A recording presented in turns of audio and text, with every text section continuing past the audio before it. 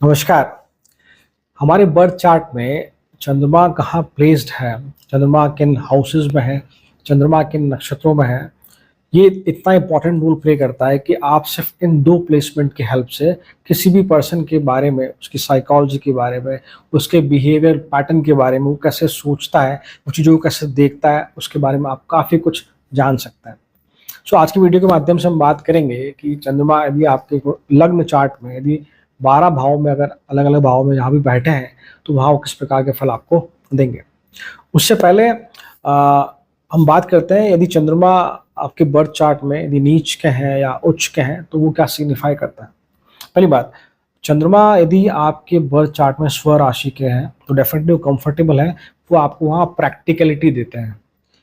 Undoubtedly emotional side है, emotional question आपका बढ़ा देते हैं, आपको प्रैक्टिकलिटी देते हैं कि चीज़ों को में आप दिल से ज़्यादा सोचने के बजाय प्रैक्टिकली सोचते हैं। अब बेटर ये रहेगा कि आप कहें कि you are on toward the you are on more toward the soft diplomatic side. आप वो जो है डायरेक्शन लाइफ में लेकर डिसीजन लेते हुए देखे जाते हैं। यदि चंद्रमा उच्च के हैं, चंद्रमा टॉरस में है, वृषभ राशि में है, यदि उच्च के हैं वो, तो ये दिखाता है कि you are happy person, you are type of person जिसकी लाइफ में मोस्ट ऑफ द केसेस में जो लिक्विड कैश फ्लो या लिक्विड मनी है उसका फ्लो आसान रहता है जीवन में मदर का जो सपोर्ट है बहुत इंपॉर्टेंट रोल प्ले करता है। बहुत इजीली मदर या मदरली जो फिगर है आपके लाइफ में, आपकी दादी भी हो सकते हैं, आपके नानी जी भी हो सकते हैं, उनका सपोर्ट या और भी जो लेडी फिगर आपकी लाइफ में, इवन आपकी वाइफ, उनका सपोर्ट डेफिनेटली आपको मिलता हुआ देखा जाता है। हाँ, आप हमेशा यदि एग्जॉल्ट है, इवन स्वराशि का भी चंद्रमा अगर है, तो आप हमेशा पॉजिटिव साइड में चीज़ों को देखते हैं। पहले आपको अगर कोई इंसिडेंट बताया जाता है, आपके सामने कोई बात रखी जाती है, तो पहले आप उसका सकारात्मक पक्ष जो है, पॉजिटिव साइड है, वो देखते हैं। उसके बाद उसका नेगेटिव साइड या जो क्रिटिकल साइड है वो आप देखते हैं। तो जीवन को जो आपको देखने का तरीका है वो ऑप्टिमिस्टिक ज़्यादा है, पॉजिटिव साइड ज़्यादा काम करते हुए देखे जाते हैं। कई बार आप ब्लाइंडली किसी को फॉलो करते हुए भी देखे जाते हैं। ब्लाइंडली से मतलब कि अगर हम बात करें पॉलिटिकल आइडियोलॉजी की बात करें, मान लो, तो हो सकता है कि आप किसी एक पार्टी को कई वर्षों से, कई समय से लगातार फॉलो कर रहे हो, ये पॉसिबिलिटी है। अनटिल अनलेस कि हमारा जो केतु है अगर वो बहुत स्ट्रांग है, तो फिर आपको ये समझ है कि आप जानते हैं क्या क्या सही है क्या गलत है। तो यहाँ पे केतु जरूर चेक करना होगा, because moon is your emotional question, Ketu is your spiritual question. जब हमारे बर्थ चार्ट में या हमारे जीवन में हमारा SQ अगर ज़्यादा डोमिनेंट, ज़्यादा स्ट्रांग है, तो हमारा EQ और बेहतर तरीके से काम करता है। वहीं यदि आपके बर्थ चार्ट में चंद्रमा यदि 8th हाउस, मतलब कि अगर 8th हाउस में है, नीच अवस्था में है या केतु से कंजंक्ट है, तो ये दिखाता है, पहली बात तो लाइफ में यू मोर फील की somehow you require more nurturing. आपको हमेशा जीवन में ऐसा लगता है कहीं ना कहीं आपको कोई आके संभाले, भावनात्मक रूप से आपको कोई सपोर्ट करे। बिकॉज मून जब डबिलिएशन में है तो ये दिखाता है कि जो आपका इमोशनल इंटेलिजेंस कह लीजिए या इमोशनल इम्बैलेंसमेंट है आपका पार्ट है, वो आपकी लाइफ में बहुत स्ट्रांगली होता हुआ देखा जाता है। आप कई बार भावनात्मक रूप से बहुत स्ट्रांग होते हैं तो कई बार आप बहुत डल फील करते हैं। तो ये जो अप एंड डाउन है, मूड स्विंग कह लीजिए आप, ये वाला पार्ट बहुत स्ट्रांगली काम करता है आपके जीवन में। दूसरी बात, जैसे मैंने कहा कि अगर मून फेवरेबल साइन में है, एग्जॉल्टेड है, तो you are happy person. But यहाँ आप इस प्रकार के हैं कि अगर आपको कोई इंसिडेंट बताया जाए या आपको कोई चीज़ बताई जाए तो आप पहले उसका नेगेटिव साइड देखते हैं, देन आप उसका पॉजिटिव साइड देखते हैं। Means you are more toward the what we say, जो क्रिटिक्स होते हैं ना, तो चीज़ों में पहले ये ढूंढते हैं कमियां क्या है, फिर देखते हैं उसमें अच्छाइयाँ क्या है।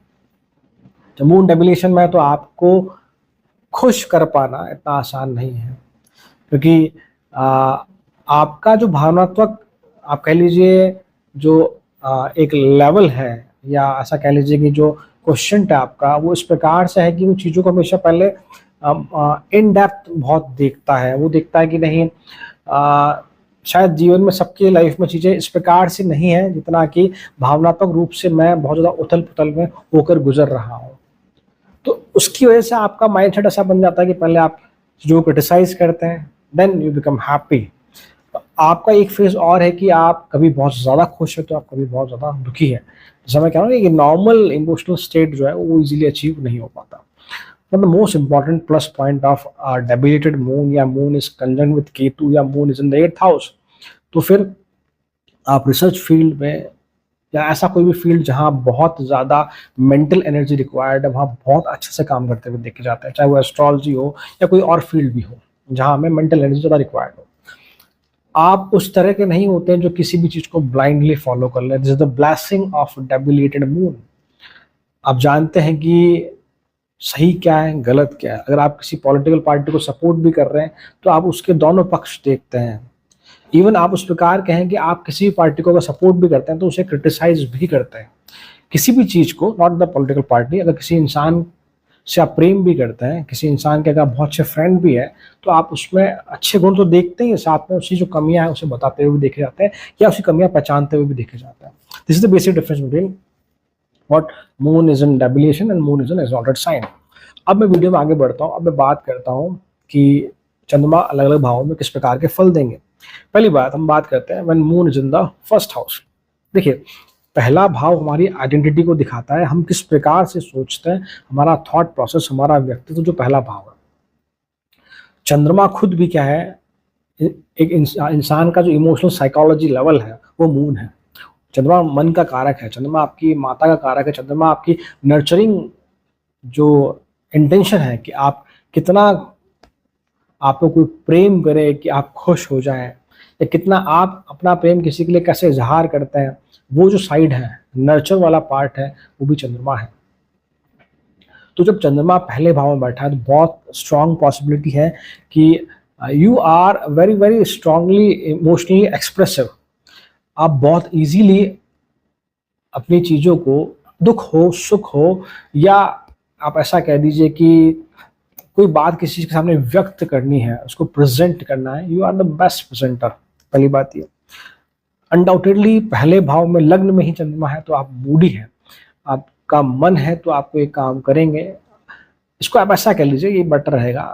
काम करेंगे नहीं करेंगे उसको छोड़िए, आप ऐसा कह लीजिए कि आपको आके कोई कितनी भी एडवाइस देते हैं बट एट द एंड आप अपने मन की ही करते हैं। आप बहुत ज़्यादा सेंसिटिव हैं, आप बहुत ज़्यादा इंट्यूटिव हैं, आप चीज़ों को भाप सकते हैं, आप चीज़ों को फील कर सकते हैं कि आपके सराउंडिंग में क्या होने वाला है।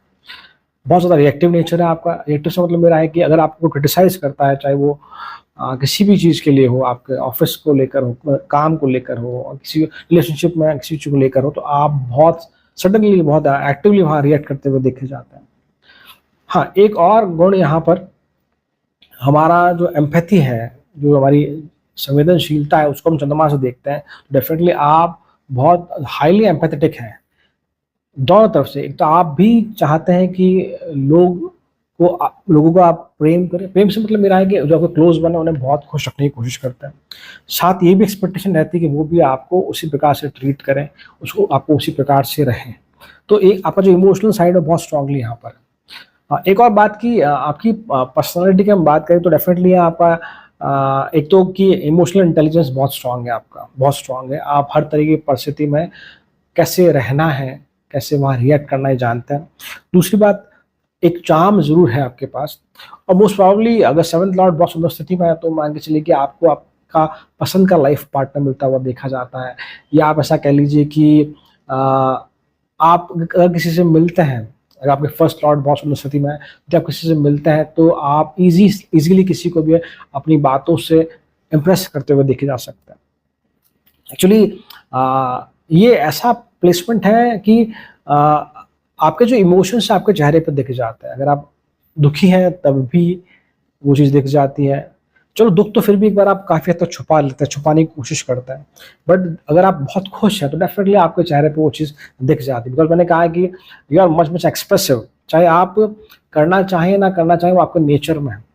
अगर मैं इसे एक मूवी कैरेक्टर से कोरिलेट करूँ, अगर आपने एक मूवी देखी हो जब वी मेट, उसमें करीना कपूर का कैरेक्टर है, तो वो किस प्रकार से, अगर आप मूवी देखेंगे तो how she behave, how she react, that is moon in the first house. चंद्रमा यहाँ बैठकर आप 7वें भाव पे दृष्टि डालते हैं, 7th हाउस पे एस्पेक्ट रखते हैं, तो ये दिखाता है कि रिलेशनशिप आफ्टर मैरिज या ड्यूरिंग द रिलेशनशिप आपकी इमोशनल डिपेंडेंसी आपके लाइफ पार्टनर पे काफ़ी ज़्यादा बढ़ जाती है। So this is what when the moon is in the first house. So now coming to moon in the second house. यदि आपके लग्न चार्ट में चंद्रमा दूसरे भाव में है तो सेकंड हाउस हमारे वेल्थ, उसको धन भाव भी कहा जाता है। यहाँ से हमारी फूड हैबिट्स देखते हैं, हमारी स्पीच देखते हैं, हमारी फैमिली वैल्यूज़ को हम लोग यहाँ से देखते हैं, और डेफिनेटली हमारी फैमिली को भी देखते हैं, हमारी इनिशियल अपब्रिंगिंग को हम सेकंड हाउस से देखते हैं। चंद्रमा जो कि एक वॉलेटाइल प्लैनेट है, वॉलेटाइल से मतलब मेरा है, वॉलेटाइल से मतलब वो नहीं जो आप समझ रहे हैं, वॉलेटाइल से मतलब मेरा है कि it is a fast moving planet. हमारे इमोशंस जो है बहुत ज़्यादा सडनली अप एंड डाउन होते हैं यहाँ पर। सो चंद्रमा हमारे मन का कारक है। हमारी इमोशनल क्वेश्चन को चंद्रमा रिप्रेजेंट करता है, हमारी साइकोलॉजी को चंद्रमा रिप्रेजेंट करता है। So when moon in the second house, आप उस प्रकार के हैं जो अपनी फैमिली के साथ बहुत अटैच्ड हैं, बहुत अटैच्ड है। आपने अपने आपके लाइफ में जो फैमिली वैल्यूज है बहुत इंपॉर्टेंट रोल प्ले करती है। एक सेकंड हाउस से हम फाइनेंस देखते हैं तो यहाँ पर एक बहुत स्ट्रॉन्ग डिज़ायर है आपकी कि फाइनेंशियल सिक्योरिटी, बिकॉज रिमेंबर कि आपका जो इमोशनल साइड अब सेकंड हाउस से जुड़ चुका है। मतलब कि आप हमेशा चाहते हैं कि फाइनेंशियली आप स्टेबल रहें कैसे ना कैसे करके, किसी न किसी तरीके से। डेफिनेटली आपका बिहेवियर जो है काफ़ी हद तक केयरिंग है, बहुत सॉफ्ट स्पीच जैसे हम लोग कहते हैं ना, लोगों से बहुत प्रेम से मिलना, लोगों से को अपनी बातों से अपना बना लेना, बहुत एक जो क्वालिटी होती है, एक बिजनेसमैन की जो क्वालिटी होती है, स्पेशली एक सेल्समैन की जो क्वालिटी होती है, वो आपको यहाँ देखने को मिलती है। You love to eat food, definitely आप कह सकते हैं कि आपके जीवन में ये तो कंफर्ट जो है वो बेसिकली आप कह सकते हैं कि भोजन से आता है, कि आपको बहुत बहुत तरह का खाना पसंद है, या आप ऐसा कह लीजिए कहीं ना कहीं आप चाहते हैं कि बहुत डिफरेंट डिफरेंट तरीके का आप है ना फूड जो है एक्सप्लोर करना चाहते हैं, आप ये कह सकते हैं। बट साथ में मैंने कहा कि moon is a very fast moving planet. तो कई बार हमारे जो दांत हैं हमारे वहाँ पर इश्यूज होते हुए देखे जाते हैं, टीथ प्रॉब्लम्स आप कह सकते हैं। तो कई बार because of your food habits stomach में प्रॉब्लम होती हुई देखी जाती है, बिकॉज रिमेंबर चंद्रमा यहाँ बैठकर आपके अष्टम भाव को भी देख रहे हैं। तो ये ज़रूर है कि पार्टनरशिप में स्पेशली, या फैमिली की जो पहले से वो पेरेंटल प्रॉपर्टी, वहाँ थोड़ी सी दिक्कतें आती हुई देखी जाती है, या वहाँ पर थोड़ा ट्रस्ट इशू जरूर मेंटेन होता हुआ देखा जाता है, आप ये कह सकते हैं। एक्चुअली आप है ना आप उस प्रकार के हैं कि जो आपकी आपकी जो इमोशनल साइड है वो काफ़ी हद तक आपकी फैमिली पर डिपेंडेंट है। ये आप ऐसा कह सकते हैं कि बहुत सारी चीज़ें आपको जीवन में इस प्रकार से आप चाहते हैं या इस प्रकार से होती है कि जहाँ पे आपको फैमिली की अप्रूवल की बहुत ज़्यादा रिक्वायरमेंट होती है, आप ये कह सकते हैं। और साथ ही से मैंने कहा कि फाइनेंशियल सिक्योरिटी को लेकर मैंने कहा कि आप मेंटली बहुत ज़्यादा अनसेफ फील कर सकते हैं यदि आपके जीवन में जो कंफर्ट है अगर वो बहुत कम हो जाए, बैंक बैलेंस यदि बहुत कम हो जाए, यदि फूड जो आप चाहते हैं, जो क्रेविंग है आपको अगर वो ना मिले, तो ये जो बेसिकली फूड, फाइनेंशियल सिक्योरिटी, ये आपके इमोशनल क्वेश्चन को, सॉरी आपके इमोशनल साइड को, आपके मेंटल स्ट्रेंथ को डिसाइड करता है। अगर ये आपके लाइफ में बहुत ठीक है then you are a very very happy person. देखो एक्चुअली अगर मैं एक मूवी से कोरिलेट करना चाहूँ, मूवी कैरेक्टर से, तो अगर आपने अगर मूवी देखी है ये जवानी है दीवानी, वहाँ पे जो दीपिका पादुकोण का मूवी कैरेक्टर है, अगर आप उसकी लाइफ जर्नी देखेंगे कि वो कैसे पहले किस तरह की फैमिली में रहती है जो थोड़ा सा कंजर्व्ड है, वहाँ से फिर वो बाहर घूमने जाती है, तो उसकी वैल्यूज उसके साथ चलती है, थोड़ा उसका बिहेवियर भी उस तरह का दिखाया गया है मूवी में। तो ये सारी जो बातें हैं आप कह सकते हैं कि सेकंड हाउस मून को रिप्रेजेंट करती है। So this is what all about moon in the second house. So now यदि आपके बर्थ चार्ट में चंद्रमा यदि तीसरे भाव में बैठे हैं तो what it represent. Actually moon हमारे मन का कारक है, हमारी इमोशनल साइड को हम मून से देखते हैं। हमारे जीवन में जो नर्चरिंग पार्ट है वो मून है, लिक्विड मनी फ्लो आपका मून है, और मोस्ट इम्पॉर्टेंट आपकी साइकोलॉजी मून से देखते हैं। तीसरा भाव जो है वो हमारी लाइफ में जो छोटी यात्राएं उनको दिखाता है, हमारी कम्युनिकेशन एबिलिटी को दिखाता है, हमारे वे ऑफ एक्सप्रेशन को दिखाता है, हमारी लाइफ में जो एफर्ट्स है हर तरह के हर डायरेक्शन में उसको दिखाता है। सो जब चंद्रमा तीसरे भाव में है तो डेफिनेटली आप हाईली एक्सप्रेसिव हैं। अगर नहीं भी है इनिशियल एजेस में आपके जीवन में तो आप हाईली एक्सप्रेसिव बन सकते हैं। हाँ ठीक है, अगर यहाँ पर केतु का या इन्वॉल्वमेंट है तो पॉसिबिलिटी, या सैटर्न का इन्वॉल्वमेंट है तो थोड़ी पॉसिबिलिटी कम हो जाती है। बट हाँ, आप इस प्रकार के हैं कि कम्युनिकेशन की हेल्प से चीज़ों को बहुत स्ट्रांगली एक्सप्रेस करते हुए देखे जाते हैं। You are good sales person, you are good marketing marketing person, मतलब कि ऐसा कोई भी काम जहाँ बहुत ज़्यादा कम्युनिकेशन की रिक्वायरमेंट है वो आप करते हुए देखे जाते हैं। आपके भाई बहनों के साथ आपका बहुत इमोशनल एक स्ट्रॉन्ग इमोशनल कहते हैं रिश्ता है, बट वहाँ भी बहुत सारी फ्लक्चुएशन देखी जाती है, because remember moon is a very slow moving sorry very fast moving planet, जो कि एक राशि में लगभग 2.5 से 3 दिन तक ही रहते हैं। तो आपके रिलेशंस जो है आपके क्लोज सिबलिंग के साथ वो आत्मीय रूप से बहुत स्ट्रांग है, बट अगर हम बात करें कि कम्युनिकेशन वाइज थोड़ा सा वहाँ अप एंड डाउन होते हुए देखे जाते हैं। The best part of moon in the third house is what कि आपके पास एक स्ट्रांग इमेजिनेशन है, एक स्ट्रांग राइटिंग पावर है, स्ट्रांग राइटिंग एबिलिटी आप ऐसा कह सकते हैं। एक्चुअली इमेजिनेशन का मतलब मेरा है कि चंद्रमा तीसरे भाव में, तो आप बहुत कई बार ऐसा कुछ सोचते हैं जो बहुत ज़्यादा इमेजिनेटिव है, प्रैक्टिकली पॉसिबल नहीं है। तो यदि आप किसी ऐसे फील्ड में हैं जहाँ, जैसे मैंने बताया, सेल्स मार्केटिंग या डिजिटल मीडिया प्लेटफॉर्म, इस तरह के अगर किसी फील्ड में है जहाँ पर बहुत ज़्यादा हमें रिक्वायर्ड है इमेजिनेशन की, क्रिएटिविटी की, तो वहाँ आप बहुत अच्छा आप कह सकते हैं कि काम करते हुए दिखे जाते हैं। एक और बात की आपका एक नेचर है कि दूसरे किस प्रकार से आपसे कम्युनिकेट करते हैं, किस प्रकार से आपसे बात करते हैं, वो आपके मूड को बहुत अफेक्ट करता है। अगर मान लो कोई आपसे बहुत प्रेम से बात कर रहा है तो you are very very joyous. खैर ये बात सभी के साथ लागू होती है, बट कुछ लोग उसको टॉलरेट कर जाते हैं कि अगर कोई इंसान बहुत ज़्यादा भी रूडली बात कर रहा है तो उसको कोई इसको अडेप्ट कर लेता है या बैलेंस कर लेता है, बट आप उस प्रकार के वहाँ रिएक्ट करते हुए दिख जाते हैं, आप ऐसा कह सकते हैं। मून थर्ड हाउस में your mental energy is very very strong. आप हमेशा चाहते हैं कहीं ना कहीं घूमने जाएं, कहीं ना कहीं अपने आप को एक्सप्लोर करें, क्यूरियोसिटी बहुत ज़्यादा बढ़ जाती है, चीज़ों में सोचना, रीजनिंग एबिलिटी, आपके एनालिटिकल थॉट प्रोसेस, हर तरह से। बट यहाँ नेगेटिव साइड की अगर हम बात करें तो फिर एक इस प्रकार का कि आप बहुत ज़्यादा ओवर थिंकिंग करते हो। आप जब इमोशनल है, जब आप अपनी बात कहना चाह रहे हैं इमोशनली वे में, तो आपकी जो स्पीच है आप वो थोड़ी सी फ्लक्चुएट करती हुई देखी जाती है, आप कुछ वर्ड्स पे फंबल होते हुए देखे जाते हैं। But remember this is the best placement when what, अगर आप किसी राइटिंग फील्ड में है, मीडिया फील्ड में है, किसी स्टोरी टेलिंग फील्ड में, तो आप बहुत अच्छा काम करते हुए देखे जाते हैं। एक्चुअली आप उस प्रकार के होते हैं जब इंसान, जब आप बहुत ज़्यादा खुश हैं या बहुत ज़्यादा अगर आप दुखी हैं तो आप कम्युनिकेशन में बिलीव नहीं करते। फिर आप इजीली जाके सामने वाले को बोलते नहीं, उससे बातचीत नहीं करते, वजह इसके कि आप कुछ व्यक्ति भी होते हैं ना जो कि बहुत लंबे लंबे मैसेज टाइप करते हैं या मैसेज के थ्रू अपनी बात को कन्वे करना चाहते हैं, that type of person you are. Overall you moon third house में दिखाता है कि आपके पास आप लाइफ में हर साइड जो है ना, हमारी लाइफ का, जीवन का हर एक एंगल उसको एक्सप्लोर करना चाहता है। अगर मैं इसे एक मूवी कैरेक्टर से अगर रिलेट करूं, तो अगर आपने मूवी देखी है ये जवानी है दीवानी, उसमें जो रणवीर कपूर का जो कैरेक्टर है कि हाउ जॉयफुल ही इज, जो उनको दिखाया गया है, लाइफ को लेकर इनिशियली बहुत केयर फ्री है।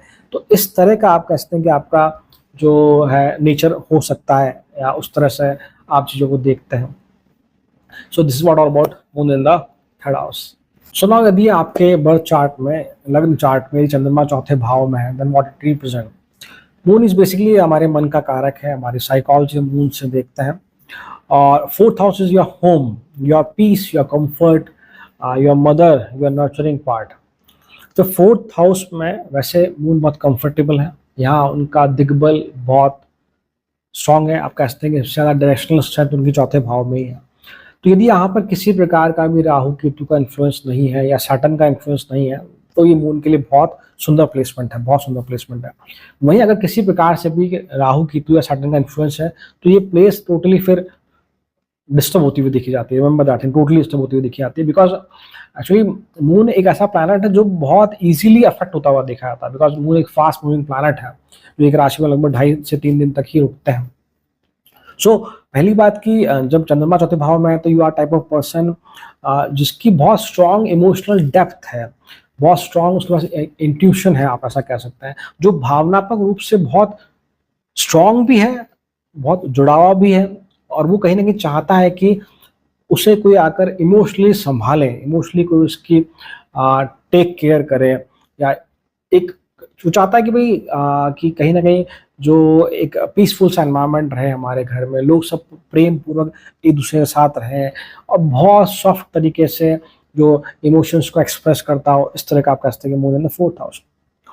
एक्चुअली मून चौथे भाव में है तो आप एक ऐसे व्यक्ति विशेष हैं जो मेमोरीज कलेक्ट करने में बिलीव करते हैं, जो नॉस्टैल्जिया हो जाते हैं बहुत सारे इवेंट्स को याद करके। मेमोरीज कलेक्ट करने से मतलब कि अगर आप कोई भी काम कर रहे हैं, मान लीजिए आप फोटो क्लिक करते हैं किसी इवेंट पर, तो आप उस फोटो को हमेशा संभाल के रखते हैं कि हाँ डेफिनेटली ये एक मेरी लाइफ की मेमोरी है। तो जीवन में आप कोई कुछ कुछ चीज़ अगर करने की कोशिश करते हैं तो आप मेमोरी ज़रूर वहाँ बनाने की कोशिश करते हैं, चाहे ऑफिस हो चाहे वो घर हो, इस तरह से आप कर सकते हैं। जनरली आप सॉफ्ट स्पोकन हैं, लोगों से बहुत प्रेम पूर्वक बात करते हैं, but you have a very peculiar what we say quality, that is कि आप के पास सॉफ्ट डिप्लोमेसी है। आप लड़ाई झगड़े की बजाय आप चाहते हैं नहीं सॉरी आप इस तरह से काम करते हैं चीज़ों को प्रेम पूर्वक बातचीत से कैसे सुलझा लिया जाए, that side you have. So, but the most important challenge of Moon in the fourth house is what the emotional dependency है यहाँ पर। कहीं ना कहीं आप घर से बहुत ज़्यादा जुड़े हैं, होम सिकनेस आप इसे कह सकते हैं, या आपकी लाइफ में जो मदरली फिगर है, जरूरी नहीं कि मदर ही हो, मदरली फिगर जो भी है, वो उसका आपकी सिस्टर हो, उसका आपके दादी जी नानी जी हो, उनके साथ एक बहुत स्ट्रॉन्ग अटैचमेंट सा है। सो एक ये अटैचमेंट इशू, ये इमोशनल डिपेंडेंसी आप कह सकते हैं। अगर थोड़ा भी घर में कुछ उथल फुथल हो जाती है, किसी की तबीयत खराब हो जाती है, या ऐसा कुछ भी अगर नेगेटिव अगर घर में होता है आपके, तो वो आपको इमोशनली बहुत स्ट्राइक करता है कि हो सकता है कि जहाँ बाकी लोग इतने परेशान ना हो उस चीज़ को लेकर, आप बहुत ज़्यादा वहाँ परेशान होते हुए देखे जाते हैं, ये आप कह सकते हैं। जैसा कि मैंने कहा पहले कि किसी प्रकार का यदि यहाँ पे राहु केतु या सैटर्न का इन्फ्लुएंस नहीं है, तो फिर you are just what for working for inner peace only. आपसे वही चाहते हैं जीवन में, बहुत एक स्ट्रॉन्ग इंट्यूशन आपको मिलती है कि स्ट्रॉन्ग से बेटर रहेगा कि एक स्टेबल इमोशनल स्टेट जो आपको वो देखने को मिलता है। बट एक सबसे इंपॉर्टेंट चीज़ यहाँ पर यह है कि चंद्रमा यहाँ बैठकर आपके दशम भाव को देख रहे हैं, तो आपका करियर और आपका इमोशनल स्टेट वो डायरेक्टली प्रोपोर्शनल है, वो डायरेक्टली दूसरे से कोरिलेट करता है कि आपको जीवन में अगर कुछ भी करना है, मैं सिर्फ करियर की बात ही नहीं कर रहा, अगर रिलेशनशिप की बात भी करूँ, कुछ भी आपको करना है, तो द मोस्ट इम्पॉर्टेंट थिंग की दैट कि आपके घर का एनवायरनमेंट बहुत सही होना ज़रूरी है। मीन्स कि अगर आपके घर में कुछ भी हो रहा है, अगर छोटी से छोटी अगर प्रॉब्लम भी अगर आपकी है, तो आप करियर पर फोकस नहीं कर पा रहे, आप अपने रिलेशनशिप पर फोकस नहीं कर पा रहे, तो ये एक तरह का आप कहते हैं कि चैलेंजिंग पार्ट भी है यहाँ पर। सो टू फोकस आउटसाइड, आप चाहते हैं कि आपका होम का आप घर का एनवायरनमेंट जो है, आपका ये जो इमोशनल स्टेट है वो बहुत प्रॉपर होना चाहिए। This is what moon in the fourth house. हाँ, इसको अगर हम किसी मूवी कैरेक्टर से कोरिलेट करने की कोशिश करें, तो अगर आपने एक मूवी देखी है कभी खुशी कभी गम, वहाँ जो शाहरुख खान का जो कैरेक्टर है कि किस प्रकार से वो उसकी जो बॉन्डिंग है अपने फादर मदर और जो फैमिली के साथ, उसमें दिखाया गया है कि किस प्रकार से वो बहुत उन्हें प्रेम करता है या बहुत उनसे अटैच है, बट किसी कारणवश वो उनसे दूर भी है। तो ये जो इमोशनल मेलोड्रामा जो दिखाया गया यहाँ पर, वो कहीं ना कहीं आपकी लाइफ में बहुत स्ट्रांगली होता हुआ देखा जाता है कि आप कहीं ना कहीं आप उस तरह के पर्सन हो सकते हैं। मून यहाँ बैठ के आप 10th हाउस को देख रहे हैं, तो करियर में भी काफ़ी हद तक आप बहुत ज़्यादा इमोशनल हैं, अपनी पब्लिक इमेज को लेकर ही बहुत इमोशनल है। आप इस प्रकार कहेंगे जो हमेशा इस तरह से रहते हैं कि कोई कुछ कह ना दे या कोई कुछ मेरे बारे में गलत सोच ना ले, उस तरह की आपकी एक इमेज, एक साइकोलॉजी पॉसिबल है। This is what moon in the fourth house. Now यदि आपके बर्थ चार्ट में यदि चंद्रमा 5th हाउस में है, व्हाट इट सिग्निफाई, पंचम भाव हमारी लाइफ में जो हमारी क्रिएटिविटी है, जो पास्ट लाइफ कर्मा है, रोमांस है, उसे हम 5th हाउस से देखते हैं। And moon is the emotional side, your psychology, your nurturing part आप कह सकते हैं। और चंद्रमा हमारे जीवन में जो मन का कारक है ऑब्वियसली।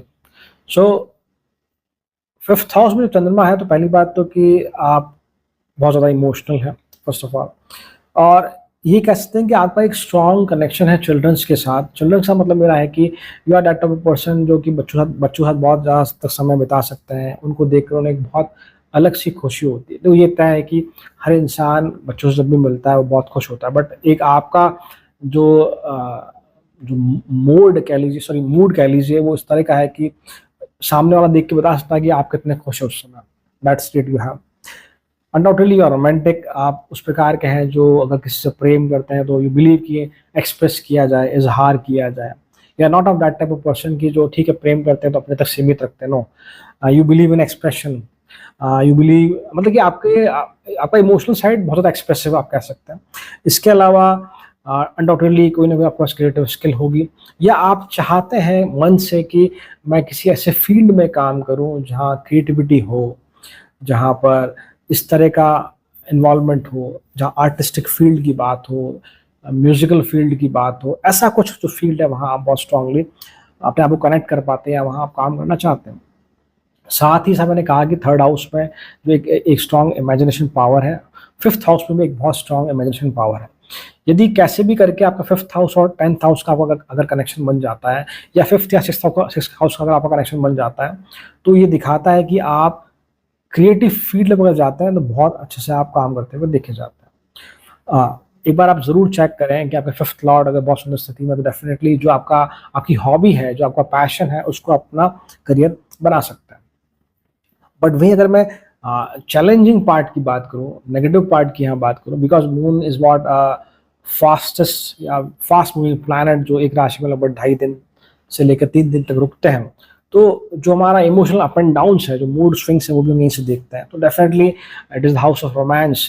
तो रोमांस में ज़रूर कहीं ना कहीं इमोशनल मेलोड्रामा है आपके जीवन में, प्रेम को लेकर, या आप ऐसा कह लीजिए कि मैरिज लाइफ को लेकर आप कह लीजिए, कहीं ना कहीं वहाँ ज़रूर एक इमोशनल मेलोड्रामा है जो आपको बहुत अफेक्ट करता है, जिसकी वजह से आपका मूड कई बार बहुत स्विंग होता है, बहुत ऊपर जाता है, बहुत नीचे आता है, आप ये कह सकते हैं।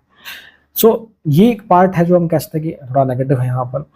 अगर किसी भी तरह से यहाँ पर सैटर्न का इन्वॉल्वमेंट है, या केतु का या राहु का अगर इन्वॉल्वमेंट, स्पेशली सैटर्न या केतु का इन्वॉल्वमेंट है, तो बहुत स्ट्रांगली एक चीज़ क्लियर करता है कि आपकी मदर की हेल्थ बहुत अफेक्ट करेगा आपके, और साथ ही साथ आपकी जो मैरिज लाइफ है, कहीं ना कहीं आपकी जो रिलेशनशिप वाली लाइफ है, वहाँ पर बहुत ज़्यादा टर्बुलेंस होती हुई देखी जाती है। दूसरी बात, जैसा मैंने कहा कि अगर आप ऑब्वियसली अगर आप क्रिएटिव फील्ड में अगर आप काम कर रहे हैं, या कोई भी अगर डायरेक्टली इनडायरेक्टली जॉब प्रोफाइल जो आपका क्रिएटिव अगर है, तो पहली बात तो भी चाहते हैं कि आप हमेशा एक इमोशनल वैलिडेशन, कि हाँ मैं कुछ कर रहा हूँ तो मैं खुद खुश हूँ या नहीं, ये हमेशा आपकी प्रेफरेंस रहती है। दूसरी बात, किसी उस काम को आप बहुत मन से करते हैं, बहुत उसमें डूब के उस काम को करते हैं, फिर अगर वहाँ एप्रिसिएशन नहीं मिलता, कोई उस काम को ये नहीं कहता कि आपने अच्छा किया है, तो इट विल व्हाट वी से कि बहुत ज़्यादा आपको वो अफेक्ट करता हुआ देखा जाता है। बिकॉज रिमेंबर, आप उस प्रकार के पर्सन हैं जो अपने इमोशंस को क्रिएटिविटी की हेल्प से, इमोशंस को काम की हेल्प से लोगों तक पहुंचाने का काम करता है। और अगर आपके काम को, आपके इमोशंस को अगर रेस्पेक्ट नहीं मिलती या उन्हें अप्रिसिएशन नहीं मिलती, तो फिर it will deeply hurt you. So overall अगर हम बात करें, moon in the fifth house एक अच्छा प्लेसमेंट है। अगर मैं एक मूवी से अगर से कोरिलेट करूं, मूवी कैरेक्टर से, तो अगर आपने मूवी देखी है शाहरुख खान की कुछ कुछ होता है, तो उसमें शाहरुख खान का जो कैरेक्टर राहुल जैसा जॉयफुल है वो, बट इमोशनली उसकी स्टेट अलग है, बाहर अलग तरह से बिहेव करता है, अंदर अलग तरह से बिहेव करता है। तो ये जो साइड है, ये कहीं ना कहीं जो है आप कह सकते हैं कि moon in the fifth house को रिप्रेजेंट करता है। दूसरी बात, फिफ्थ हाउस में जब मून बैठे तो आपके वो 11 भाव को सेवंथ एस्पेक्ट से देख रहे हैं, तो डेफिनेटली आपकी जो इमोशनल फुलफिलमेंट है, आपके इमोशनल डिज़ायर्स जो है, जो उनको अगर फुलफिलमेंट की बात की जाए, तो कहीं ना कहीं वो आपके फ्रेंड्स के थ्रू, आपके सोशल नेटवर्क के थ्रू, आपकी लाइफ में जो अचीवमेंट्स हैं, आप उनसे उसे पूरा करने की कोशिश करते हैं। यदि आपको जो सेकंड साइड है, अगर आप क्रिएटिव फील्ड में अगर नहीं है, तो this is what all about moon in the fifth house. So now moon in the sixth house, यदि आपके लग्न चार्ट पर चंद्रमा छठे भाव में है तो। सो पहली बात, अगर कालपुरुष की कुंडली देखी जाए, तो सिक्स्थ हाउस को जो आपके मरकरी रूल करता है, तो mercury, moon in the house of mercury and in the house of, in the sixth house is not that much comfortable, because sixth house is what the house of daily routine. हमारे जीवन में जो हमारा जो 9 to 5 का job कह लीजिए आप, वो सिक्स्थ हाउस से हम लोग देखते हैं। रोग रिपूरण है, हम लोग सिक्स्थ हाउस से देखते हैं। और moon is soft planet, moon हमारे मन का कारक है, हमारी इमोशनल इंटेलिजेंस को मून से देखते हैं, हमारी साइकोलॉजी को मून से देखते हैं। तो वहाँ जब चंद्रमा बैठे हैं, it is not that much comfortable, because पहली चीज़ जो दिखाता है, अगर सिक्स्थ लॉर्ड बहुत सुंदर स्थिति में नहीं है और चार्ट में, तो बहुत क्लियर करता है कि आपको लाइफ में कहीं ना कहीं जो लो पेइंग जॉब्स है वो करनी पड़ती है। जितनी आपकी क्वालिफिकेशन है, जितनी आपकी एबिलिटी है, उसके हिसाब से आपको जीवन में कह लीजिए कि पेमेंट नहीं मिलता या पेमेंट नहीं हो पाता, आप ही कह सकते हैं। अपने वर्क लाइफ को लेकर, अपने डेली रूटीन को लेकर आप काफ़ी प्रेशर सा फील करते हैं, काफ़ी आप इमोशनल स्ट्रेस फील करते हैं। एक्चुअली आपके करियर, आपके ऑफिस, आपका जो जो आपके सबॉर्डिनेट्स कह लीजिए एक तो, और एक आपका जो ऑफिस प्लेस है, जहाँ जिस जगह आप काम कर रहे हैं, जिस इंडस्ट्री में आप काम कर रहे हैं, वहाँ आप बहुत ज़्यादा इमोशनली आप कह सकते हैं कि ड्रैग हो चुके हैं, अपने जिम्मेदारियों को निभाते हुए अपना बेस्ट दे रहे हैं वहाँ पर, बट स्टिल आपको एक जो आउटपुट नहीं मिल रहा। मतलब आप उस प्रकार के भी हैं कि जहाँ अपने ऑफिस कोलिग की या अपने ऑफिस एनवायरनमेंट में जो लोग हैं, साथ के जो लोग आप काम करते हैं, उनकी आप बिना कहीं भी हेल्प करते हुए दिखे जाते हैं। मतलब कि जो केयरिंग नेचर है आपके सर्विस को लेकर, सर्विस रोल को लेकर, वो बहुत स्ट्रांग है। आप कई बार अपने जो खास कोलिग हैं उनका बहुत ज़्यादा इमोशनली आप उनसे बहुत ज़्यादा इमोशनली अटैच भी हैं। आप इजीली किसी जॉब को स्विच करके दूसरी जॉब की तरफ नहीं जा पाते, ये भी प्रॉब्लम को दिखाता है यहाँ पर। एक्चुअली एक और बात है कि आपकी जो हेल्थ है, मून 6th हाउस में अगर मैं कहूँ तो ओवर थिंकिंग, एंजाइटी, ये बहुत बहुत बहुत कॉमन सी चीज़ें हैं यहाँ पर। और अगर 6th लॉर्ड अगर बहुत सुंदर स्थिति में नहीं है, तो अगर आप थोड़ा सा भी ओवर थिंक कर आप करते हैं तो आपकी नींद डिस्टर्ब होती हुई देखी जाती है। थोड़ा सा भी अगर आप ज़्यादा सोचते हैं तो यू फील कि आपकी जो मेंटल स्टेट है कहीं ना कहीं काफ़ी हद तक बहुत ज़्यादा डिस्टर्ब होती हुई देखी जाती है। और एक जो चैलेंजिंग पार्ट है यहाँ पे, जैसे मैंने कहा कि एंजाइटी, ओवर थिंकिंग, ये इशू तो है। इसके अलावा एक पार्ट की आप अपना बेस्ट दे रहे हैं अपने करियर को लेकर, अपने ऑफिस एनवायरनमेंट को लेकर, बट अगर आपको कोई क्रिटिसाइज करता है किसी चीज़ को लेकर तो वो आपको बहुत ही चुभता है। देखो, क्रिटिसाइज से मतलब मेरा कि अगर कोई बताता है कि आप काम सही नहीं कर रहे हैं, काम को ऐसे कीजिए, क्योंकि आपके पास वो क्राफ्ट है, आप काम को सही तरह से करने की कोशिश करते हैं, बट लोग उसे रिकॉग्नाइज नहीं कर रहे हैं, उसे अप्रिशिएट नहीं कर रहे हैं, उसकी वजह से जो आपकी मेंटल एनर्जी काफ़ी हद तक खर्च होती हुई दिख जाती है। आप ऐसा कुछ कह सकते हैं। आप अपने काम में बहुत ज़्यादा मशगूल हैं, बहुत ज़्यादा डूबे हुए हैं। तो मैं ये नहीं कह रहा कि आप 12-12, 15-15 घंटे काम करें, वो नहीं कह रहा।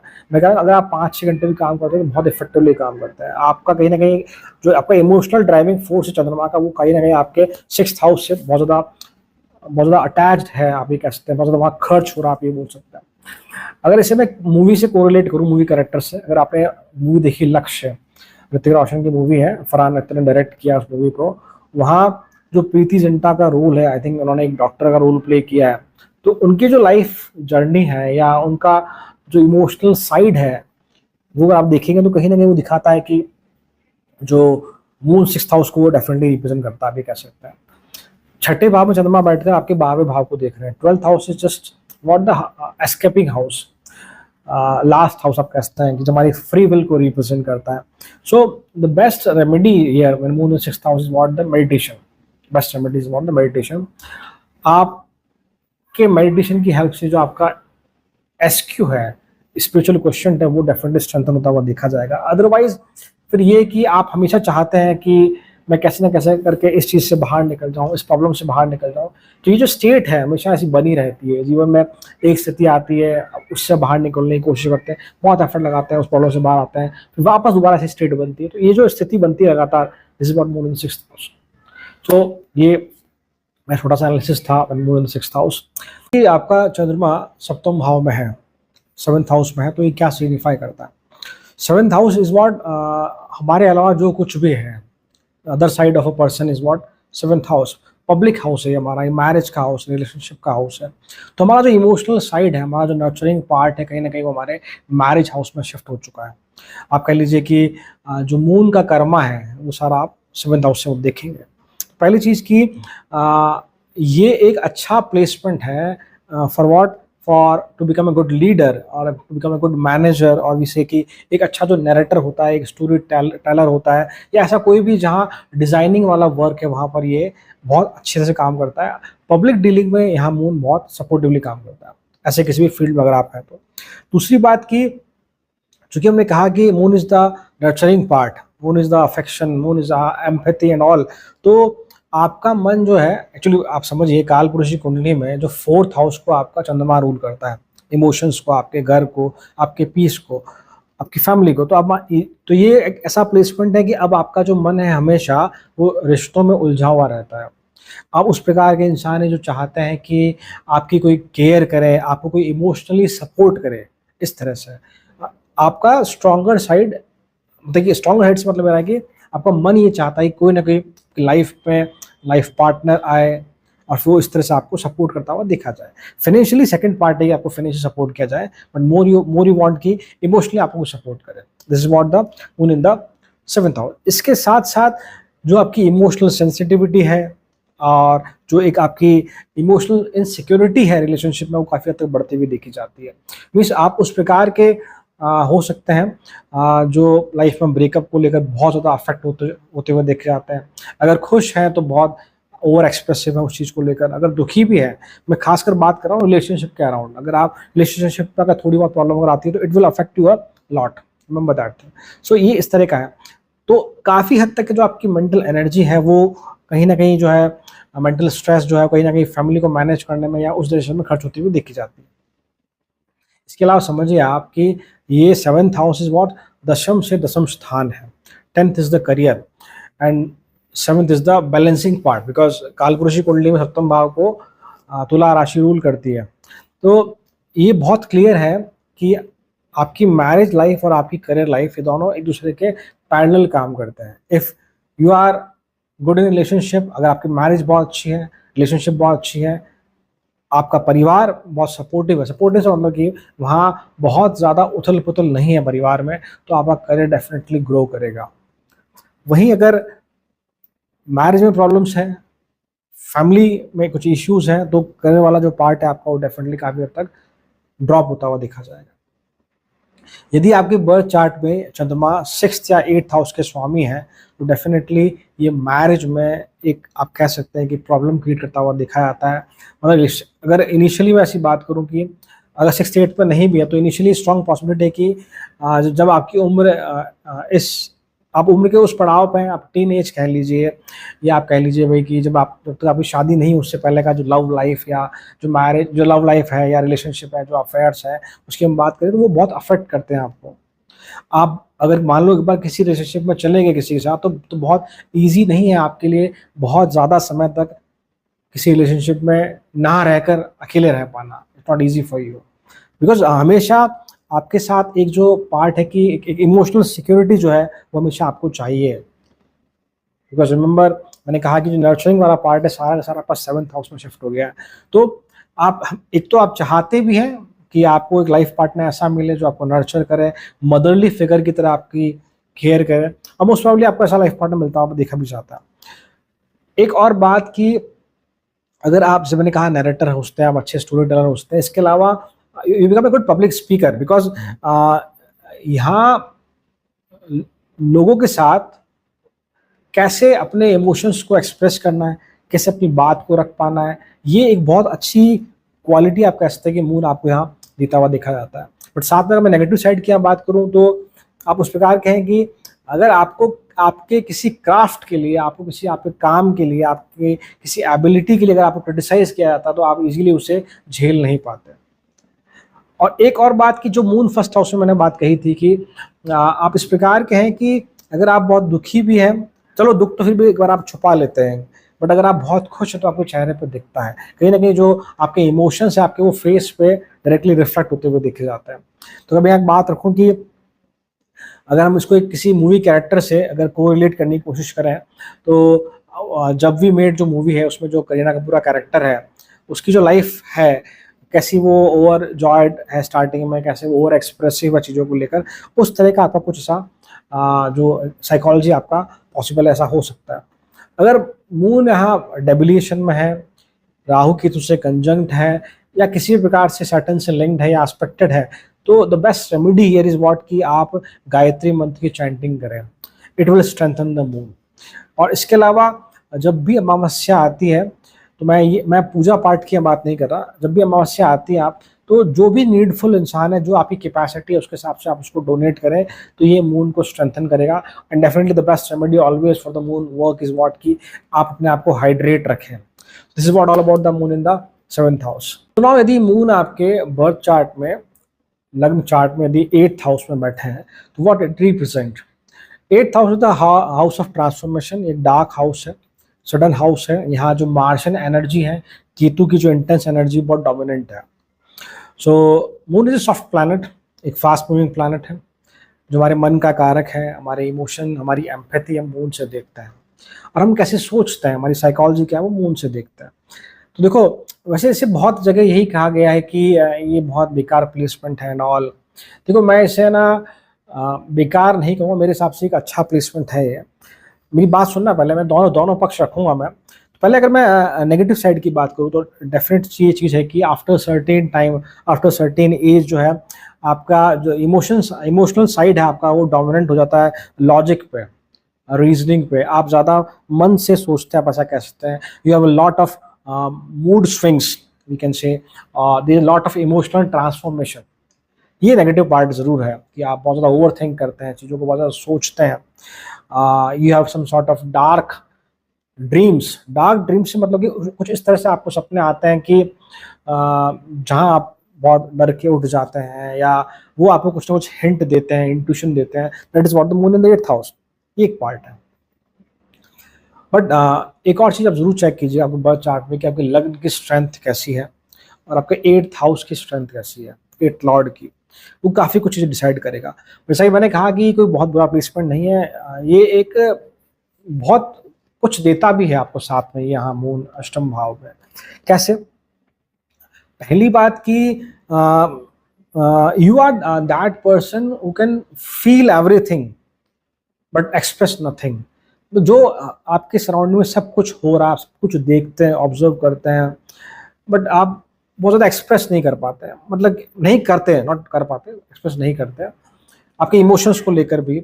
अगर आप परेशान भी है, दुखी भी है, तो बहुत ज़्यादा आप उस चीज़ को किसी से शेयर करने की कोशिश नहीं करते, बट यू फील एवरीथिंग। आप खुशी को फील करते हैं, आप दुख को फील करते हैं, हर तरह का जो इमोशन है आपसे बेटर कोई फील नहीं कर सकता। पहली बात तो ये मीन्स कि एक जो दर्द की समझ होती है ना, that is moon in the 8th house. आप जानते हैं कि कोई इंसान दुखी है तो किस हद तक दुखी हो है वो। अगर वो आपसे मिलता है तो आप जानते हैं कि उसे कैसे सेटल करना है, उसे क्या कहना है, ऐसे कौन से शब्द में उसे बोलूँ कि उसे अच्छा लगे। That is moon in the 8th house, ये इसकी क्वालिटी है। सो हर तरह के दर्द की समझ, उस दर्द को आप, अगर कोई इंसान जो कहता है ना कि उस इंसान का दुख मैं नहीं समझ सकता या मेरा दुख वो नहीं समझ सकता, नो। जब मून आपका 8th हाउस में, तो आप हर तरह के, हर इंसान के दुख को समझ सकते हैं। This is the potential of moon in the 8th house. Because remember, यहाँ एनर्जी केतु की है, moon and Ketu energy when it is combined, तो जो एक्सट्रीम बिहेवियर है, एक्सट्रीम साइकोलॉजिकल बिहेवियर है, उसकी समझ में आती है। जब मैंने आपको आगे, यहाँ पे मून आपको इंट्यूशन देता है, आपको बहुत चीज़ों का पहले से ही आभास हो जाता है कि शायद ये गलत है, ये सही है। आप लोगों को पहचानते हैं, उससे बड़ी बात तो कि कौन आपके लिए सही, कौन आपके लिए गलत है। तो परिवार में आप एक मुखिया की तरह भी कार्य कर सकते हैं कि आप बता सकते हैं, गाइड कर सकते हैं फैमिली को, अपने भाई बहन माता पिता को कि ये सही नहीं है, ये सही लोग हैं, ये गलत लोग। इस तरह से कुछ आप एक जो है एनवायरमेंट क्रिएट कर सकते हैं, एक तरह से आप हेल्प कर सकते हैं। Moon 8th house is what the, you are the born psychologist, you are the born counsellor. मैंने पहले ही कहा आपको कि आपको हर तरह के दर्द की समझ है, तो you are the born psychologist, you are born counsellor. आप, जैसे स्टार्टिंग में भी कहा था वीडियो के कि ना, मून 8th हाउस मतलब कि आप पर्दे के आर पार देखते हैं, मतलब you are not a blind follower.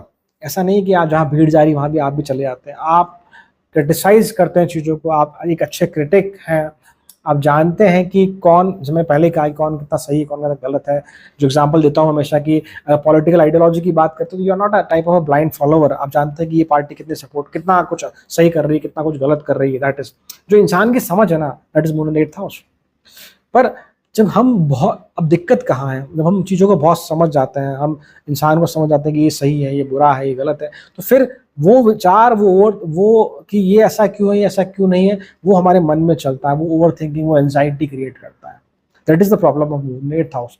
अगर कोई इंसान है कि इस प्रकार का बेफिक्रा है कि उसे पता ही नहीं कि क्या सही क्या गलत है, then वो हमेशा अपने मस्ती में मस्त है, हमेशा खुश है, उसे फर्क ही नहीं पड़ता, या उसे समझ ही नहीं कि कौन क्या है, कौन क्या नहीं, अपने में जा रहा है, अपने में आ रहा है।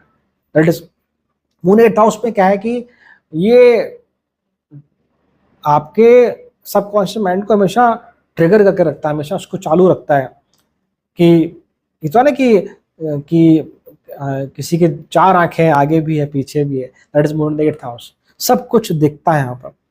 हाँ, मून 8th हाउस पे तो definitely in general most probably until unless की किसी सॉफ्ट प्लैनेट का यहाँ पे इन्वॉल्वमेंट नहीं है, तो you are very passionate in love and emotion. कहता है जो प्यार में बिल्कुल पॉजिटिव लाइफ पार्टनर होते हैं, that is moon the 8th house. आप किसी से प्यार करते हैं तो बहुत शिद्दत से करते हैं, किसी से नफरत भी करते हैं तो बहुत शिद्दत से करते हैं। जैसे moon in the 8th house. इसके अलावा एक बात कि आपकी लाइफ में प्राइवेसी बहुत मैटर करती है। तो एक तो ये कि अगर मान लो आप इस प्रकार के अगर हैं कि आप अपनी हर चीज़ों को पब्लिक करते हैं, तो वैसे भी वो एक अच्छा साइन नहीं है। बट इन जनरल जो मैंने एक्सपीरियंस किया है कि प्राइवेसी मैटर यू लॉट। और इसके अलावा एक बेस्ट रेमेडी है moon in the 8th house की कि एक्चुअली अगर आप अपनी पर्सनल लाइफ को अगर पब्लिक नहीं करते हैं तो ये बहुत अच्छी बात है, क्योंकि यहाँ जो है जो इवल आई आप कह लीजिए या आप कह लीजिए जो negative energy, basically this is a more suitable word, negative vibrations है वो बहुत इजीली अफेक्ट करती हुई देखी जाती है आपको। तो किसी प्रकार से जो भी आप में अगर कोई बहुत खुशी का मौका भी है जीवन में, अगर आपने कुछ बहुत बड़ा कुछ किया है, बहुत कुछ बड़ा अगर खरीदा भी है, मान लो आपने कोई घर खरीदा है, कुछ भी खरीदा है, तो उसे बहुत ज़्यादा पब्लिसाइज ना करें कि हाँ सबको बताना है, सोशल मीडिया पर उसको बताना है, तो ना, वो शायद आपके लिए शायद फेवरेबल नहीं है मेरे हिसाब से। समटाइम्स यू आर, जैसे मैंने कहा, you are very much passionate in love and specially in the sexual life, आपकी सेक्सुअल डिज़ायर्स जो है वो काफ़ी हद तक बढ़ जाती है, खासकर एक एज में। जब हम लोग बात करें कि after the 40, after 35 your sexual desires बहुत राइज करती है। इसके अलावा एक चीज़ समझिए आप लोग कि 8th house is what the second from 7th is what your life partner, your marriage. तो अष्टम स्थान जो है सप्तम से दूसरा है, तो ये दिखाता है आपके लाइफ पार्टनर की वेल्थ को। तो अगर आपका अगर आपके लाइफ पार्टनर का जो 8th हाउस अगर बहुत स्ट्रांग नहीं है, तो इट क्लियरली इंडिकेट कि आपके लाइफ पार्टनर की जो वेल्थ है या इनकम है हमेशा वो फ्लक्चुएट होती हुई दिखती है, कभी बहुत ज़्यादा बढ़ती, कभी बहुत ज़्यादा घटती, इस तरह का कुछ। सो ओवरऑल इज व्हाट कि ये मून हमें हर तरह के दर्द की समझ देता है, एंड डेफिनेटली बहुत सारे यहाँ इमोशनल ट्रांसफॉर्मेशन होते हैं। एक समय आता है जब हम बहुत ज़्यादा इस हद तक चले जाते हैं, स्ट्रेस में चले जाते हैं कि फिर हमें लगता है कि कोई इंसान अगर नॉर्मली अगर दुखी है तो हमें लगता है कि तो बहुत छोटा सा दुख है, that is moon in the 8th house. हाँ, अगर मैं एक मैथोलॉजिकल अगर यहाँ पे मैं अगर स्टोरी अगर मैं लिंक करना चाहूँ, तो एक ग्रीक मैथोलॉजी में एक बर्ड है फिनिक्स, एक बर्ड है जो कुछ महीने साल में आग में जल जाता है वो, और फिर वापस अपने जो एशेज है, जो राख है, उससे वापस वो उसका पुनर्जन्म होता है। ऐसा बताया जाता है कि जो फिनिक्स है वो आग में जल जाता है, फिर वापस उसी का वापस वहाँ रीबर्थ होता है, उसी राख से। This is the moon in the 8th house.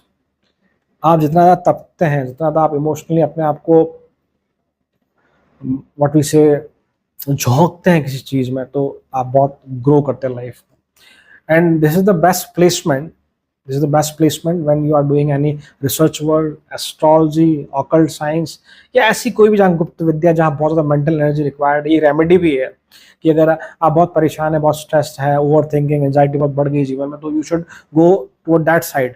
आप उस मेंटल एनर्जी को वहाँ खर्च कीजिए, आप एस्ट्रोलॉजी पढ़िए, मतलब कि एस्ट्रोलॉजी मतलब मेरा कि कोई भी ऐसा रिसर्च फील्ड जहाँ मेंटल एनर्जी बहुत ज़्यादा रिक्वायर्ड है, वहाँ आप बहुत अच्छा करते हुए दिखे आते हैं। वैसे कहने में कहा जाता है कि the best detectives and the best spies are what जिनका मून 8th हाउस में है, या कहीं ना कहीं 8th लॉर्ड है वो 1st हाउस में अगर है। साथ में अगर लग्न लॉर्ड बहुत सपोर्टिव है आपका, वहाँ भी कहीं ना कहीं डायरेक्टली अगर केतु का नक्षत्र का इन्वॉल्वमेंट अगर है, लग्न में अगर केतु के नक्षत्र का इन्वॉल्वमेंट अगर है, तो you can be the best actor, you can be the best actress, you can be the best artist, because जैसे मैंने पहले कहा कि you are the person who know how to execute any type of emotion in any type of situation. So ये एक best profession होता है आपके लिए। So this is all about moon in the 8th house. So now यदि आपका चंद्रमा लग्न चार्ट में 9th हाउस में अगर है, what it signify. 9th house is the Dharma house, यहाँ से हमारे पिता को देखते हैं। तो पहली बात बहुत क्लियर है कि आपके फादर साथ जो आपका इमोशनल अटैचमेंट है, इमोशनल बॉन्डिंग है, वो बहुत स्ट्रांग है। या अगर आप में आपसी किसी भी तरह से थोड़ी भी अगर प्रॉब्लम आती है, थोड़ी भी अगर दरार आती है, तो it will affect you and your father a lot. इसके अलावा नवम भाव हमारी हायर लर्निंग को दिखाता है। हमारे जीवन में जो लंबी यात्राएं हैं उनको हम नवम भाव से देखते हैं, और हमारी किसी भी तरह की किसी भी कल्चर, रिलीजन या जो व्हाट वी से लिटरेचर है, माइथोलॉजी है, उसकी जो समझ है हम 9th हाउस से देखते हैं। And moon is what your psychology, your emotions, आपका मन का कारक है। सो मेरे हिसाब से पर्सनली ये बेस्ट प्लेसमेंट है मून का, द 9th हाउस। देखो वैसे तो मून किसी भी हाउस में बहुत इफेक्टिवली काम नहीं करता, because moon is a fast moving planet, तो उससे चैनलाइज कर पाना इतना ईजी नहीं है। बट स्टिल मुझे लगता है मेरे एक्सपीरियंस के हिसाब से ये बेस्ट प्लेसमेंट है। तो फर्स्ट थिंग इज व्हाट कि आप वो इंसान हैं जो वीकेंड को एक्सटेंड करते हुए देखे जाते हैं। मीन जैसे आपको मौका मिला कि भाई फ्राइडे सैटरडे ऑफ है हमारा, तो you can either you try कि थर्सडे भी छुट्टी ले ली जाए, मंडे भी छुट्टी ले ली जाए और फिर कहीं ना जाके रिलैक्स किया जाए। यू वांट, आपके अंदर एक जो क्रेविंग है बहुत कि you want to travel, you want to explore a lot, this is the moon in the 9th house. आप शायद वो होंगे जो हमेशा ट्रैवलिंग के प्लान्स बनाते होंगे कि चलो आज सब लोग यहाँ घूमने चलते हैं या फिर कहीं यहाँ जाते हैं।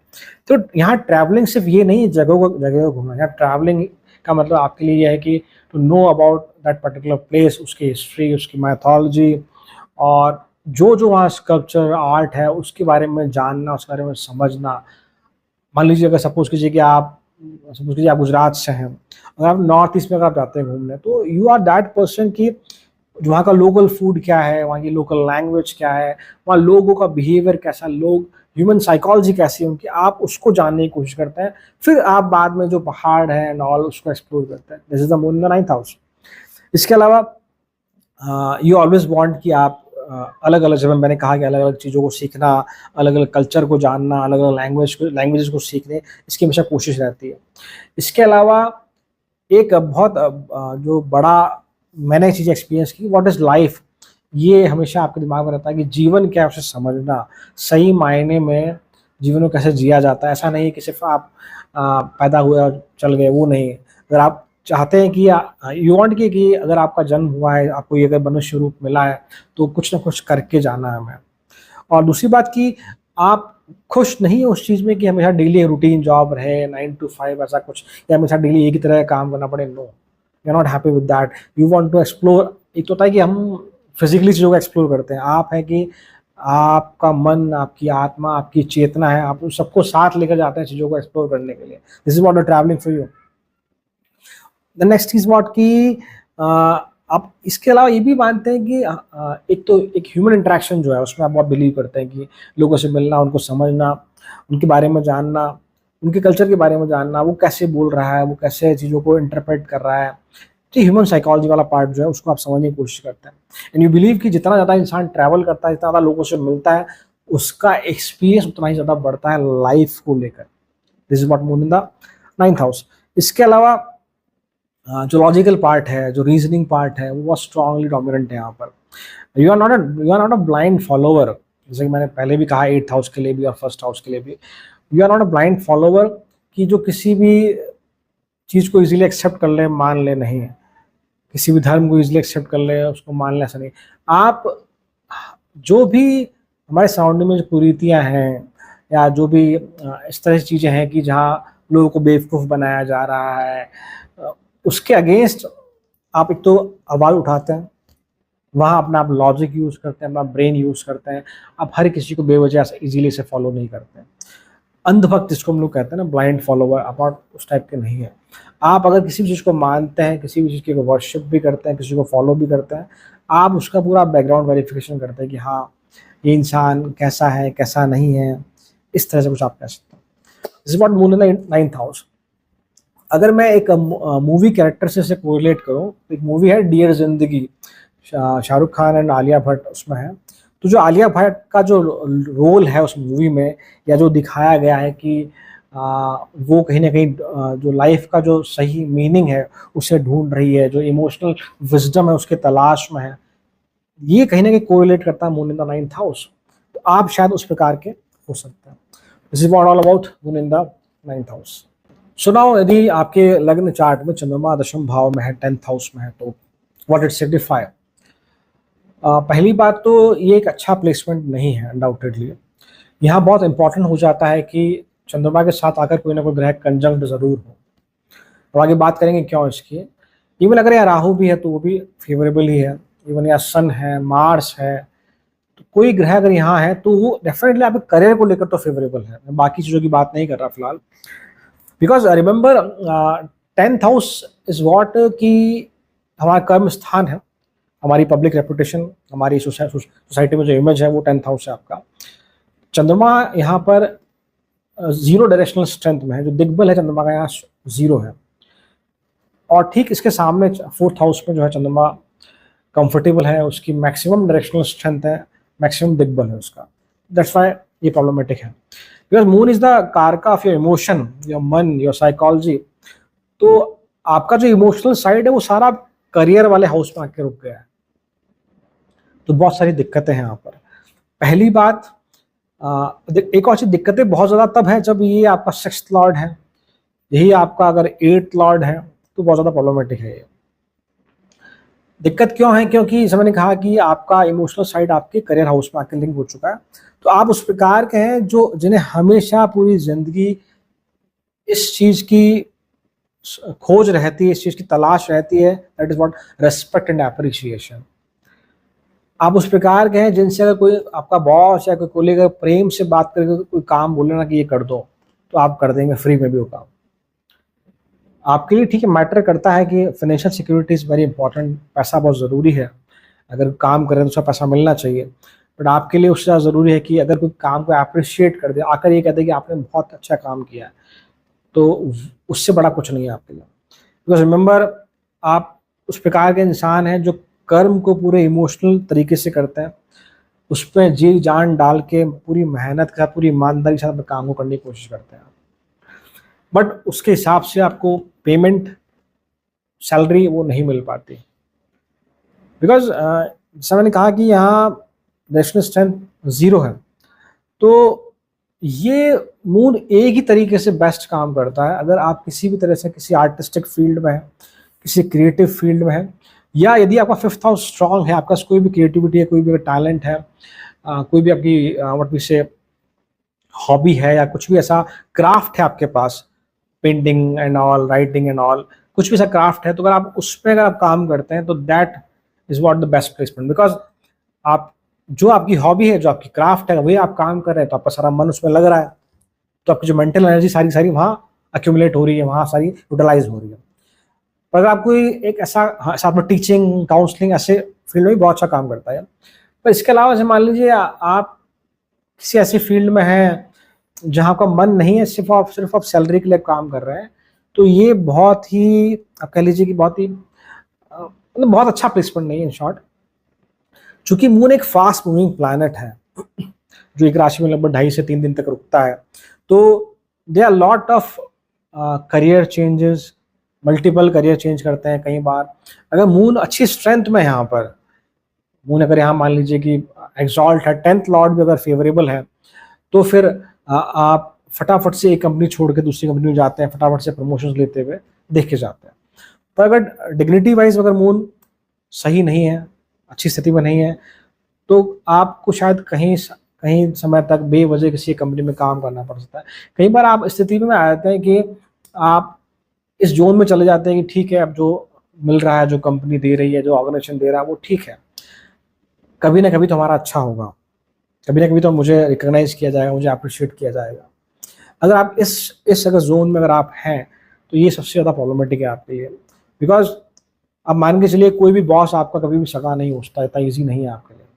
मैं फिर से कहूँगा कि 10th लॉर्ड की स्थिति आप जरूर चेक करें, मैं जनरलाइज यहाँ बातें कर रहा हूँ।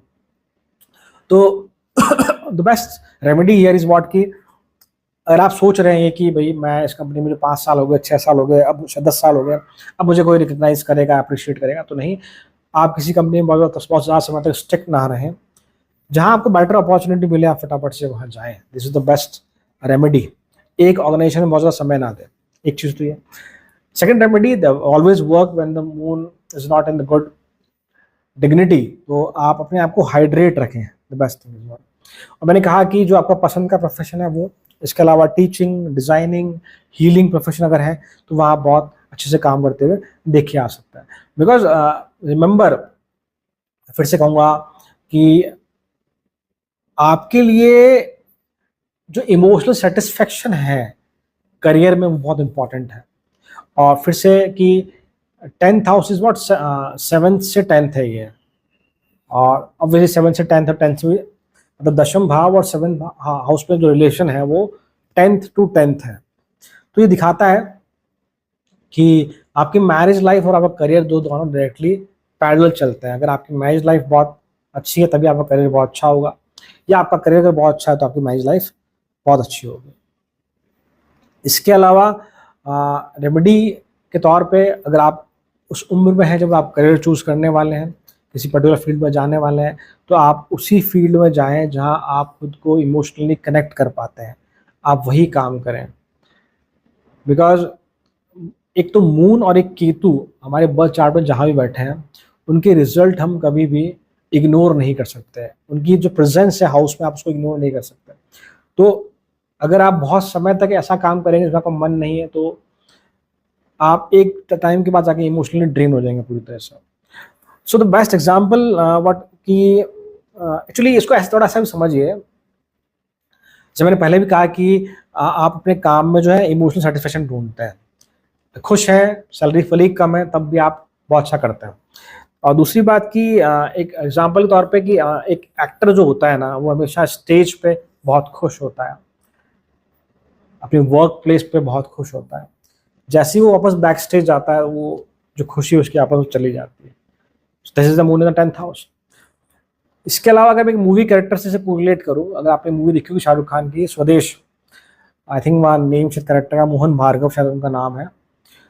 तो उनकी जो लाइफ है ना, लाइफ जर्नी जो दिखाई गई मूवी में कि वो कैसे दूसरे देश से अपने देश में आते हैं और वहाँ जो काम वो करना चाहते हैं उस काम को वो करते हैं।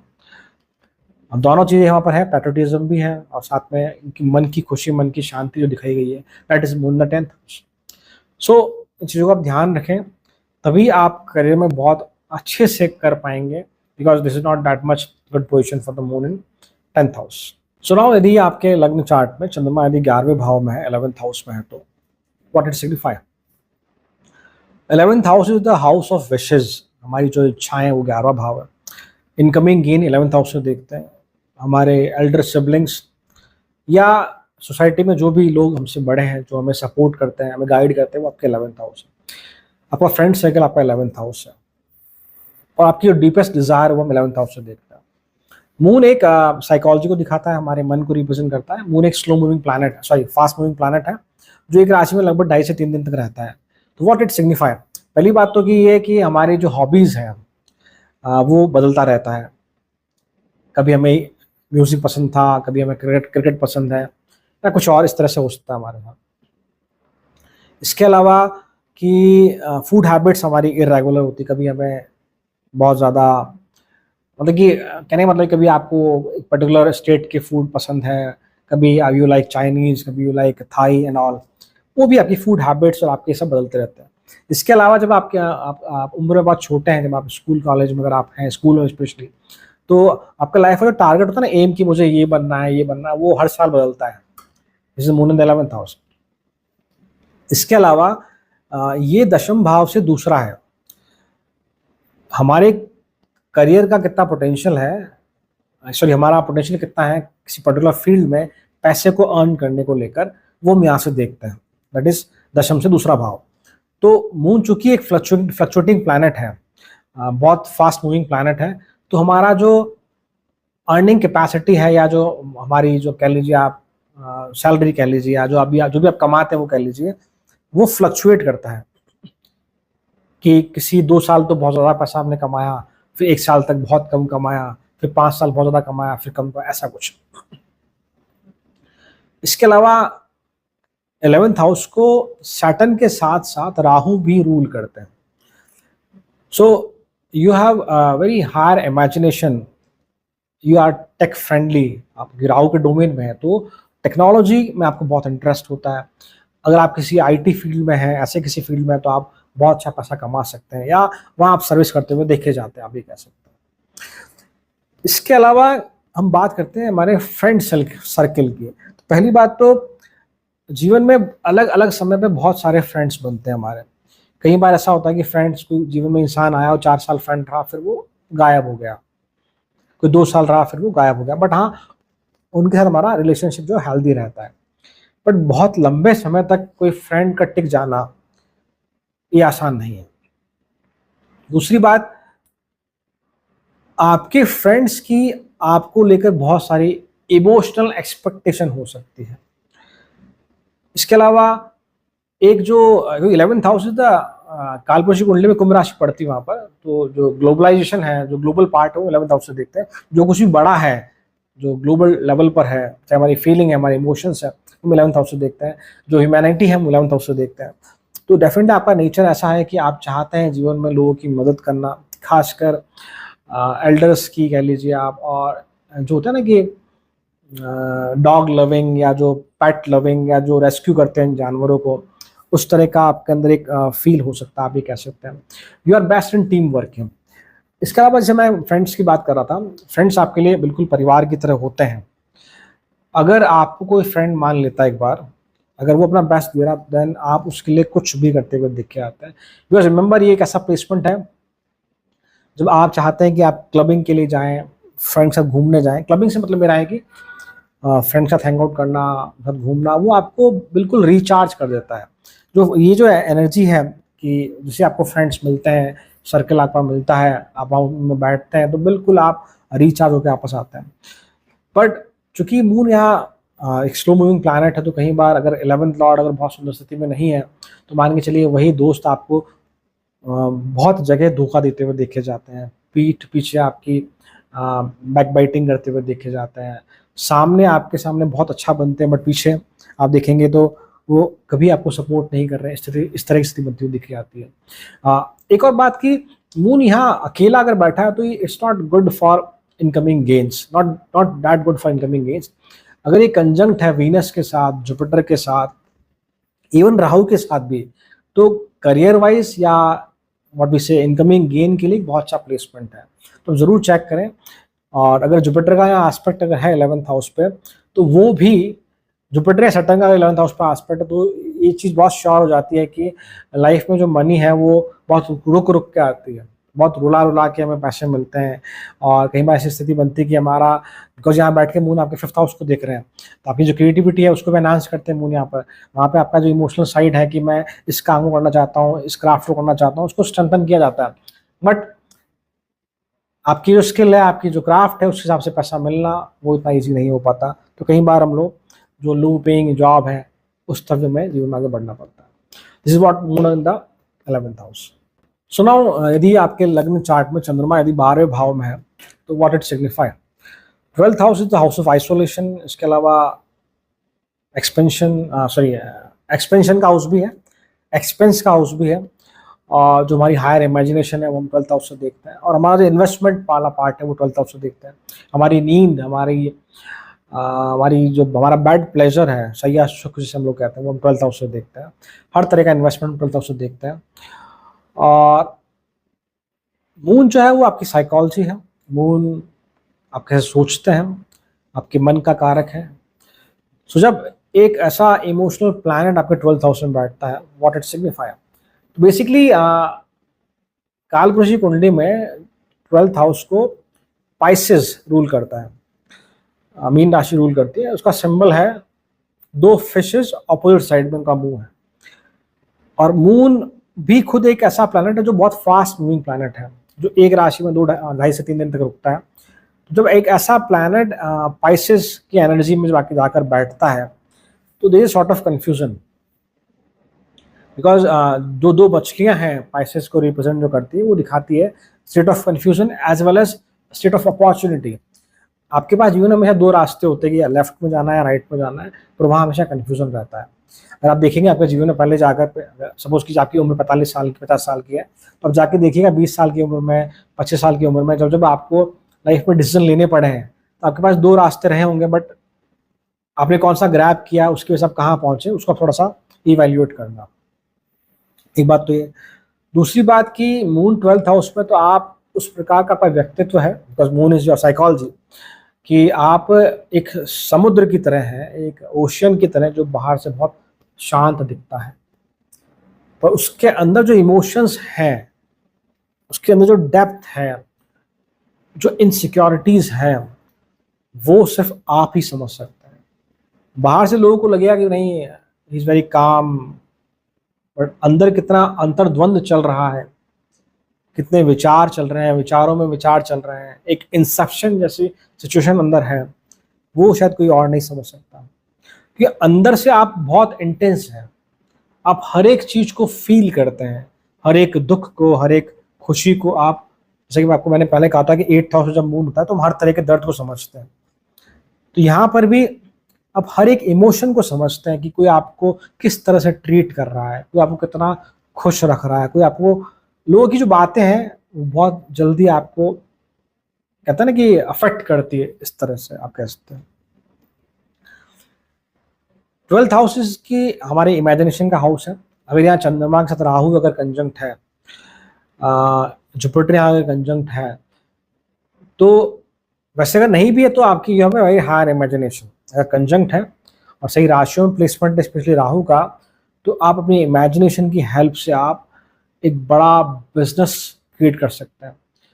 आपके पास इतनी स्ट्रांग इमेजिनेशन पावर है, एक एक्सट्रीम हायर थिंकिंग आपके पास है कि आप अगर राइटिंग फील्ड में अगर आप हैं, किसी भी तरह क्रिएटिव फील्ड में जहाँ बहुत ज़्यादा मेंटल एनर्जी की रिक्वायरमेंट है, आप वहाँ बहुत अच्छा करते हुए देखे जाते हैं।